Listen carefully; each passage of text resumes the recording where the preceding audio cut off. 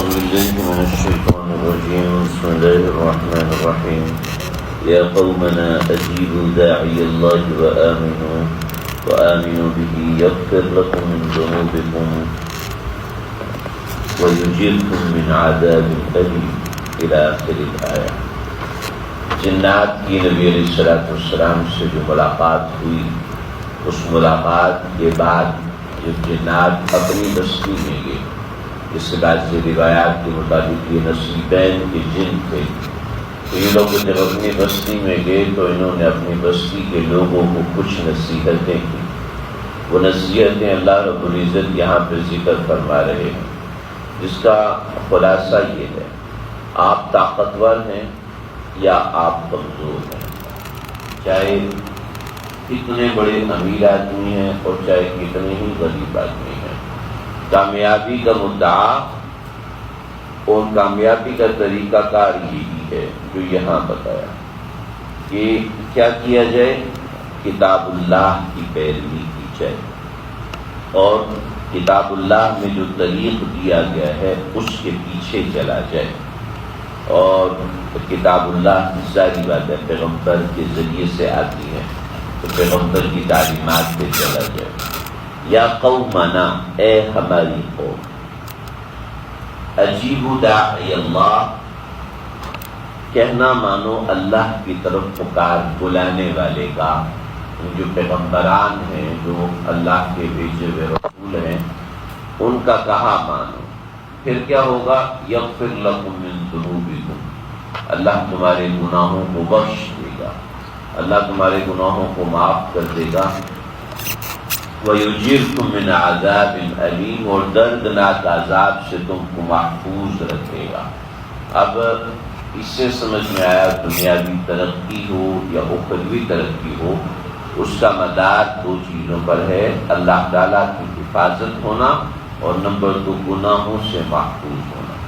من لا یجب ومن لا یجب، اور جو کہنا نہ مانے داعی اللہ، اللہ کے پیغمبر کا، فلیس بمعجز فی الارض، تو وہ اللہ کو زمین پر عاجز کرنے والا نہیں ہے، ولیس له من دونہ اولیاء، اور اللہ کے علاوہ اس کا کوئی کارساز نہیں۔ واضح تو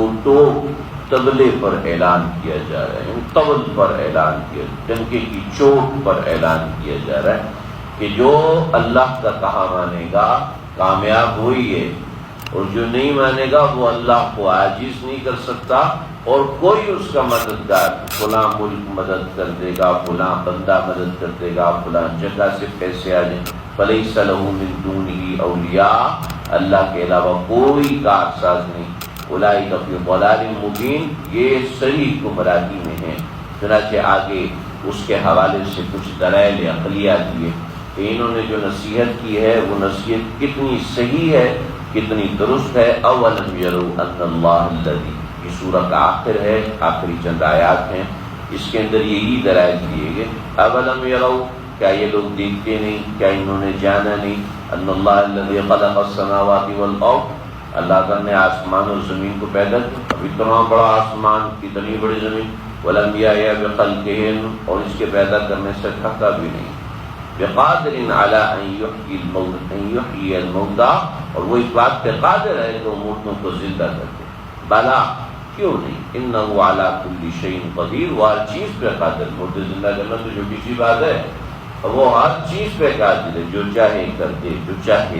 جو چاہے منوا لے، جو چاہے بنوا دے، جو چاہے بنا دے، اس کے اختیار کی ہر چیز ہے، لہذا اس کے سامنے چھپو، اپنی پاور کو بڑا مت سمجھو، اپنی عقل کو بڑا نہ سمجھو، اپنی فہم اور فراست کو بڑا نہ سمجھو، اپنے آپ کو قصوروار سمجھو، اپنی عقل میں کوتاہی سمجھو، اپنے اعمال میں کمی سمجھو، اس لیے کہ ان کے سامنے تمہاری کوئی حیثیت نہیں۔ اللہ کو اپنی بڑائی،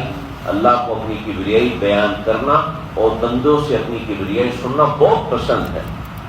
چنانچہ اسی غرض سے بیان کرنا۔ وَيَوْمَ يُعْرَضُ الَّذِينَ كَفَرُوا عَلَى النَّارِ، اور جو اس کے مخالف ہیں پھر اللہ رب العزت اس کے اوپر رد بھی فرماتے ہیں۔ یوم یعرض الذین کفروا علی النار، جس دن وہ آگ کے سامنے لائے جائیں گے، دوزخ کے سامنے لائے جائیں گے، الیس ھذا بالحق، تو ان سے کہا جائے گا، یعنی یقال لهم الیس ھذا بالحق، کیا یہ واقعی نظر نہیں آیا؟ اب نظر آیا تو یہ یعنی قالوا بلا، وہ کہیں کیوں نہیں، وربنا، اے ہمارے پروردگار ہمیں آپ کی قسم اب تو سچ ہے، لیکن اب اس قسم کا کوئی فائدہ نہیں ہے، یعنی جو کرنا ہے آج کرنا ہے بھائی، جب آنکھوں سے دیکھا جائے گا تو علم بالغیب کی اہمیت ہے، علم جو ہے وہ دیکھنے کے بعد اس علم کی کوئی حیثیت نہیں، چنانچہ جب انسان حالت نظام میں ہوتا ہے نہ اس کے ایمان کی کوئی حیثیت ہے اور نہ اس کے کفر کی کوئی حیثیت ہے، نہ کوئی حالت نظام میں کوئی جملہ کفر یا بول دے تو اس میں کوئی پریشانی کی بات نہیں ہے۔ قال فذوقوا العذاب، اللہ جواب دیں گے کہ ہاں بھی چکھو عذاب کا مزہ، بما کنتم تکفرون، تم کفر کیا کرتے تھے اس کی وجہ سے۔ یہ آیت پڑھ کے سمجھ کے انسان کو ڈرنا چاہیے، اللہ ایمان پر خاتمہ نصیب فرمائے، نہ جانے کب دماغ گھوم جائے انسان کا، اور ایسے گھومے ہوئے ایسے دماغ اتنے لوگ ہیں، بس اللہ حفاظت فرمائے۔ آخر میں سورت کی بالکل آخر میں پیغمبر صلی اللہ علیہ وسلم کو تسلی ہے، کیونکہ آپ کے سامنے جب کسی کے آگ میں جانے کا ذکر آتا اور پھر آپ کے پیاروں کے آگ میں جانے کا ذکر آتا تو جی دکھتا تھا، تکلیف ہوتی تھی۔ اور آج بھی کیسا ہوتا ہے، الانبیاء حیات فی قبورہم یصلون، انبیاء اپنی قبروں میں زندہ ہیں اور وہ نماز پڑھ رہے ہوتے ہیں۔ آج بھی اعمال ابن کثیر میں روایت ہے، نبی علیہ السلام کو پیر جمعرات کو اعمال امت پیش کیے جاتے ہیں، ہر ایک کا نام اس کے والد کا نام ساتھ لے کر پیش کیا جاتا ہے، اے اللہ آپ کے امتی، اے اللہ کے نبی آپ کے امتی نے یہ اعمال کیے، پھر کیسا دل دکھتا ہوگا۔ تو جب ہمارے برے گندے اعمال اللہ کے نبی کے سامنے جاتے ہوں گے تو نبی علیہ السلام کو آخر میں تسلی ہے، فاصبر کما صبر اولو العزم من الرسل، اولو العزم من الرسل 1,24,000 انبیاء بعض اقوال کے مطابق، 2,24,000 بعض اقوال کے مطابق،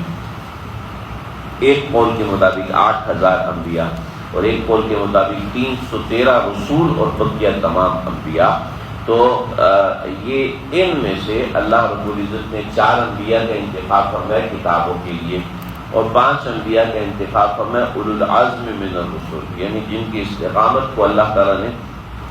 بڑا سراہ اور قبول فرمایا۔ حضرت نوح علیہ السلام اولو العزم من الرسل ہے، حضرت ابراہیم علیہ السلام اولو العزم من الرسل ہے، حضرت موسیٰ، حضرت داؤد اور نبی علیہ السلام، یہ اولو العزم من الرسل 5 پیغمبر ہیں۔ تو فاصبر، اے پیغمبر آپ بھی صبر کیجیے، کما صبر اولو العزم من الرسل، جیسے آپ سے پہلے جو 4 انبیاء اولو العزم میں سے گزرے ہیں، حضرت ابراہیم ہے، حضرت نوح ہیں، حضرت موسیٰ ہیں، حضرت داؤد ہیں۔ ولا تستعجل لهم، اور آپ جلدی مت کیجیے، اپنے وقت پہ ایمان قبول کریں گے یا اپنے وقت پہ کفر پہ مریں گے۔ كأنهم يوم يرون ما يوعدون لم يلبثوا إلا ساعة من نهار، کہ جس دن وہ دیکھیں گے، كأنهم يوم يرون ما يوعدون، جس دن وہ دیکھیں گے تو گویا کہ وہ اس دن کو ایسے دیکھ رہے ہیں کہ لم يلبثوا إلا ساعة من النهار، کہ ان کو یہ ساری زندگی ایسے لگے گی جیسے دن میں 1 گھنٹہ گزرا، جیسے آج دن میں 1 گھنٹہ گزرا، عصر سے مغرب تک 1 گھنٹہ گزرا، پتہ ہی نہیں چلتا کہ بھی یہ وقت کب گزر۔ بلا، یہ قرآن پیغام ہے، فَهَلْ يُهْلَكُ إِلَّا الْقَوْمُ الْفَاسِقُونَ، بس اللہ رب العزت نے اگر تباہ کیا ہے تو نافرمان لوگوں کو تباہ کیا ہے، فرما بردار لوگ کبھی بھی تباہ و برباد نہیں ہوتے، وہ اگر مر بھی جائیں تو زندہ ہو جاتے ہیں، لوگوں کی ہدایت کا سامان بن جاتے ہیں۔ یہ احقاف ہماری مکمل ہوئی، نبی علیہ السلام کی تسلی کے اوپر 2 جماعت ہم کے اوپر اس کی تکمیل ہے۔ اللہ سے